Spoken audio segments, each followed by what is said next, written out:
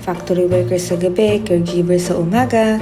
Huwag palang umaga. Ako nga pala si Danica Mondero, factory worker dito sa bansang Taiwan. So kwentuhan muna tayo. Ako na unang magkwento ha. Pupunta pala ako ngayon sa Taipei para mag-volunteer sa caregiving. Bali bago pala ako makarating sa ganito ay nag-aral muna kami ng about sa caregiving. Syempre, sa totoo lang ay first time ko talaga sa ganitong larangan about sa pag-aalaga. Naalala ko tuloy yung nagsabi ako sa magulang ko na sa pagtanda nila ay aalagaan ko sila. Pero hindi ko akalain na ganito pala kahirap mag-alaga at mag-handle sa isang tao. Ang pagiging isang caregiver kasi ay pag-aalaga sa isang taong nangangailangan ng tulong dahil sa katandaan nila, sa mga taong may sakit, sa may mga kapansanan o sa mga iba pang may kondisyon na hindi na talaga nila kayang alagaan ang kanilang mga sarili. Kaya kailangan mo talaga dito ng madaming extra. Hindi extra rice kundi extra patience, extra care, extra understanding at samahan mo syempre ng love. Madami pang extra. Kaya nga nung nag-study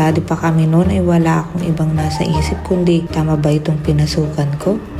Pero ganun pa man ay nag-enjoy ako dahil bago lahat sa akin ng mga ito. Kaya napakadami kong natutunan. Tulad na lang ng training namin sa CPR. Importante pala iyon at malaking bagay iyon na dapat nating matutunan. Naalala ko tuloy nung nawalan ng buhay si mama. Sabi ko sa sarili ko kung alam lang namin kung paano itong CPR noon ay buhay pa sana si mama. Pero ganyan talaga ang buhay, hindi natin ito hawak. At sabi nga diba walang aksidente sa lahat. Lahat ay may purpose. Kaya sabi ko na lang sa sarili ko nung time na yon, pag uwi ko sa amin ay tuturuan ko din ng mga ate at kapatid ko para in case of emergency ba. Start ulit kami sa duty ng pagiging isang caregiver. Ito nga't after ko sa trabaho, mauwi muna ako saglit para magpalit ng uniform. At after ko nga nito ay diretso na agad ako sa bus station dahil 5:50 AM ito naalis. Nagmamadali na nga ako sa mga oras na yan gawa ng ayokong maiwan. Di bali nang ako ang mang-iwan, wag lang ako ang iwanan. You know, Charis! Yun, after kong makalabas sa Taipei main station ay nagbike na lang ako dahil malapit lang. Pagkakasihintayin ko pa ang bus ay matagal pa. Nagkape nga muna ako sa Family Mart para naman ay may lumaban naman sa akin hanggang dulo ng pag-duty ko. Dahil after neto ay diretso na ako pasok sa trabaho.